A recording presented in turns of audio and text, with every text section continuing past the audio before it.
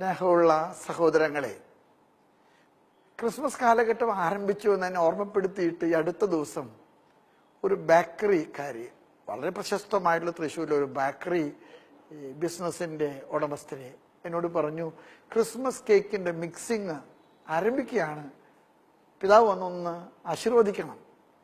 ഞാനവിടെ ചെന്ന് പോയപ്പോൾ പൂരത്തിന്റെ പുരുഷാരമാണ്. എല്ലാവർക്കും അറിയേണ്ടത് ഈ ക്രിസ്മസ് മിക്സിങ് എങ്ങനെയാണെന്നാണ്.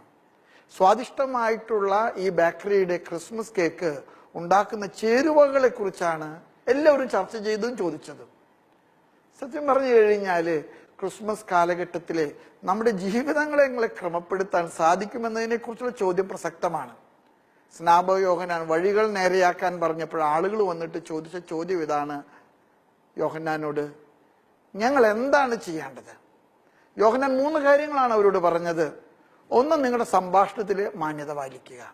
നിങ്ങൾ ആരെയും വിമർശിക്കരുത്, ആരെയും കുറ്റം വിധിക്കരുത്. മാന്യതയോടുകൂടെ സംഭാഷണത്തിൽ ഏർപ്പെടാൻ നമുക്ക് കഴിയട്ടെ.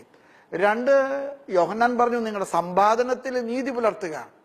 നിങ്ങൾ ആരുടെയും വെട്ടിച്ചും തട്ടിച്ചും എടുക്കരുത്. ആരോടും അനീതിപരമായിട്ട് പണം മോഷ്ടിക്കാൻ നിങ്ങൾ പരിശ്രമിക്കരുത്.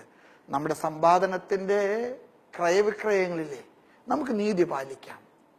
3, നിങ്ങളുടെ സമ്പത്ത് കൊണ്ട് സ്നേഹത്തോടുകൂടെ പെരുമാറുക. നിങ്ങളുടെ വസ്ത്രം നിങ്ങൾ പങ്കിടുക, നിങ്ങളുടെ ഭക്ഷണം നിങ്ങൾ പങ്കിടുക. ഒരു വിധത്തിൽ പറഞ്ഞാൽ ഈ ക്രിസ്മസ് കാലഘട്ടത്തിലേക്ക് നമ്മുടെ ജീവിതത്തിന്റെ ക്രിസ്മസ് കേക്ക് സ്വാദിഷ്ടമാക്കാൻ നമുക്ക് ചെയ്യേണ്ട ചില കാര്യങ്ങളാണിത്.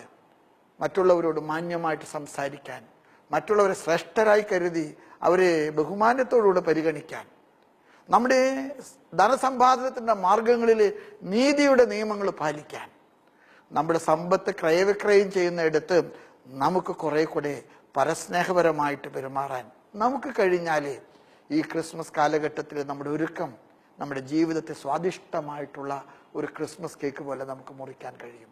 ദൈവം നിങ്ങളെ അനുഗ്രഹിക്കട്ടെ.